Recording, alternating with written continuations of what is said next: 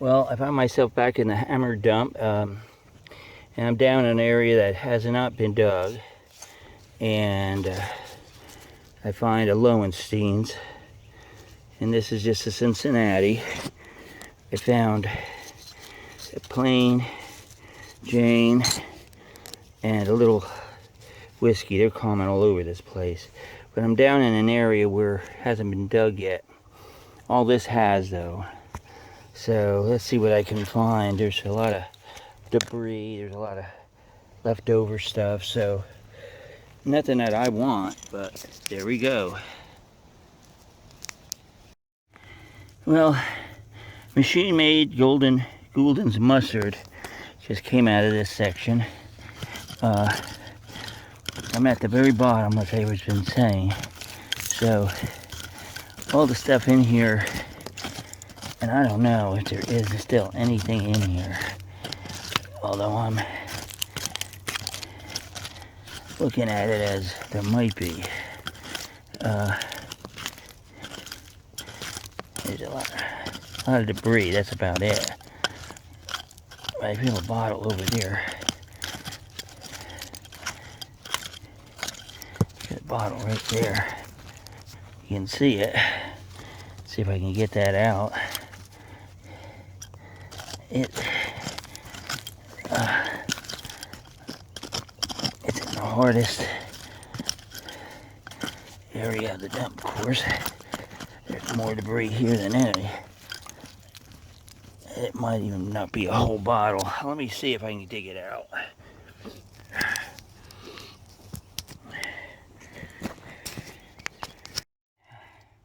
I see a bottle way back here, and I'm going to work my way to it. It's not a very big layer. As a matter of fact, it's pretty small. And that, my friends, is just a broken whatever. So, what else is down here? I don't know. Battery. There was a bottle in here somewhere. I saw it and now I lost it. I'll keep going a little bit further. If not, well, that's it. It's a short dig because it's the end of the season and I'm done with it for today. So there you go. Well, let's find out what these are right here, and we might close with these. Shoe polish bottle in the mix. There's a bottle right there. You can see right there. Get right into it and dig right into it.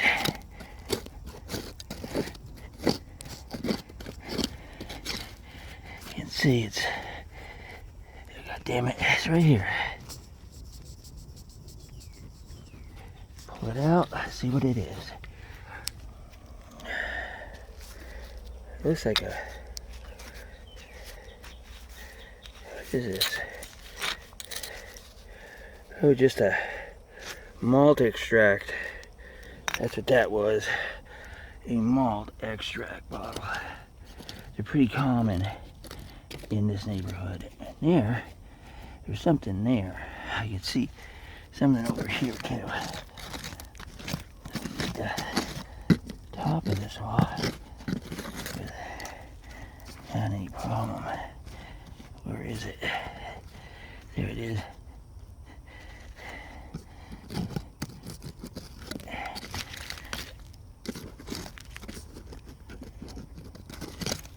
I think I got more bottles under here, but I don't know what this is.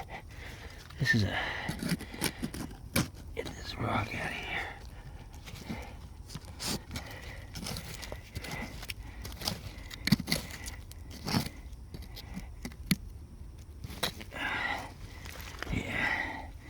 Get that son of a bitch out of there, and then just the neck of a bottle. Okay. A lot of rocks in this area, so things don't hold up well. There's a bottom of a flask there. Try to dig this out one more time and see what we can get.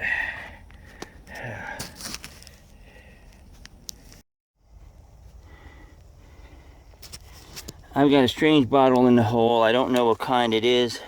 It's so dark you can't even see it. But I'm gonna just dig it out and see what it is. You can see this thing is in there too. So I gotta dig all the way underneath, so I can, man, why is that, how's that in there? I don't know.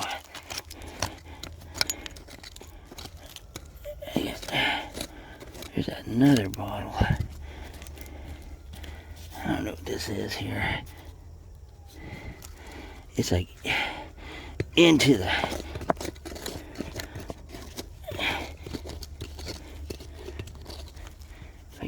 there we go. Well, it's what I thought it was. I got a Warner safe. There it is. Warner safe cure. Now that, along with the Lowenstein and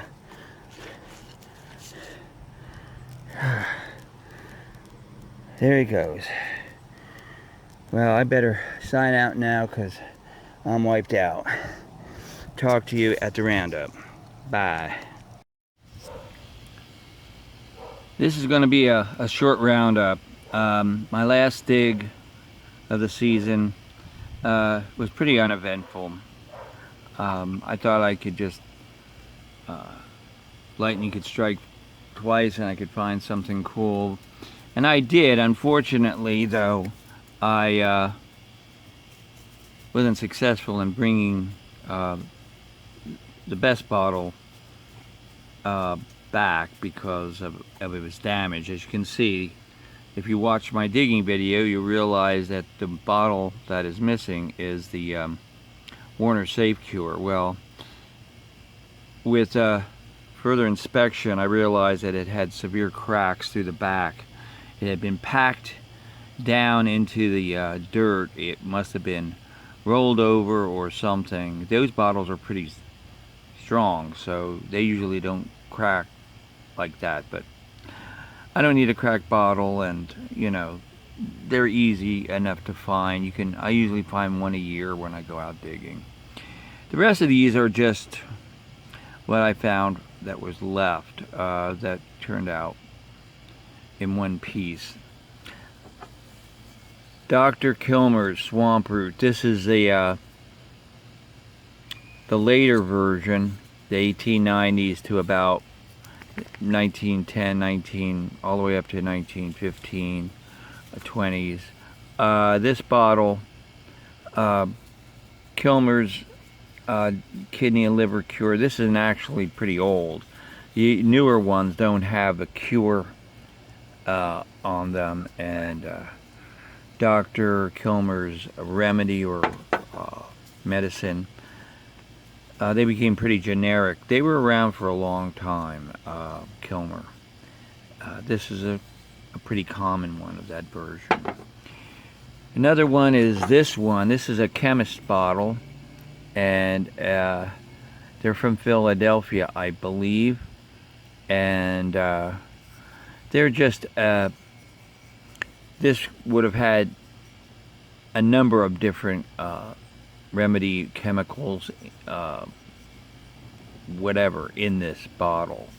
I don't know exactly what was in here, but it's a cool cornflower blue, and it's lightly embossed on the top. It tells you the company, and it's okay. I find them quite a bit. The other bottle that's pretty plain is this malt extract. Now, a lot of, especially in the South, a lot of states went dry around 1909.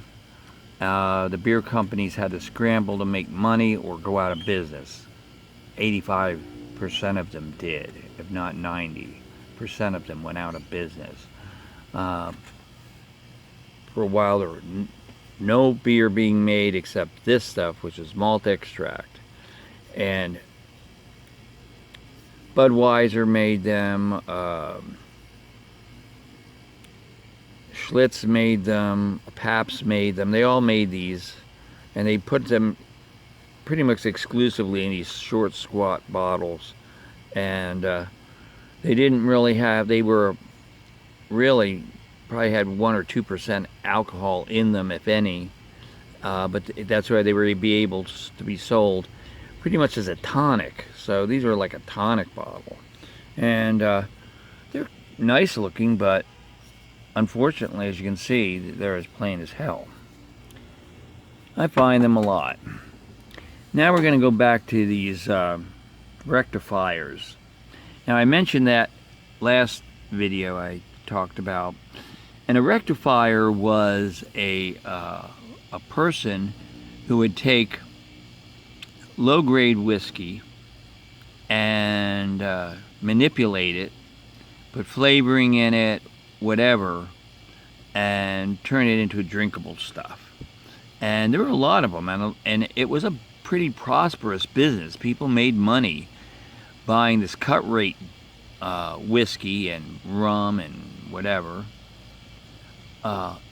putting their label on it. Well, they would mix it up. They would take, like, you know, let's say Old Granddad and Old Harvest Rye, and put it together, mix it up, and put a label on it, and make it into something else. And that's what a lot of people did. One of the most successful was Lowenstein. Now, Lowenstein, I realized they were all over the place. Atlanta, they were in Raleigh, they were all over. This is from Cincinnati. And these guys were rectifiers. They would take whiskey from all over and cook it up into something else, put flavoring in it, more sugar, more color, whatever, put their label on it and sell it. And they were so successful that they were able to even emboss their bottles, because they were, this guy, I think his name was Joseph or Joshua Lowenstein, he started in South Carolina and distributed Atlanta. Cincinnati is this one. This is very popular. This Cincinnati, I think what happened was once they, the southern states went dry, they just moved west to the states that were still, you know, legal up until 1918. So 1919 or whatever. And Lowenstein, Old Harvest Rye. I've been digging for a long time, and up north you don't find this bottle. Usually it's very rare if you would. There are just so many other alcoholic industries up there that these guys, they had too much competition. So I've never found these flasks up north, northeast, you know, New Jersey, New York area. There's other whiskey bottles that you find up there that are less prolific, actually, and harder to find. Here's another little more. This was used a lot. It's a play on words, a little more, right? It is, if it's somebody's name, then they got lucky. This is a machine-made bottle, and I'm sure this is, you know, a rectifier product. So, and it's a machine-made, so I'm assuming that this goes all the way up to Prohibition, to 1918. Although this bottle was found in 1912, and it goes to show that all the way up until even as far back as 1912, you had an Owens. This is an Owens bottle because of the valve mark. You can see that in there. But there's a diamond in there, so I think that, yeah, it might be an Owens. But there you have that. And that's about it. You might hear from me when I dig up in New Jersey if I get a chance this summer. Other than that, I'll throw out a few more videos about certain oddities in the bottle collecting world. But other than that, there you have it. Pretty much the last dig for the summer for me down here in Georgia. I will be back with more stuff. Thanks for watching. Have fun and bye.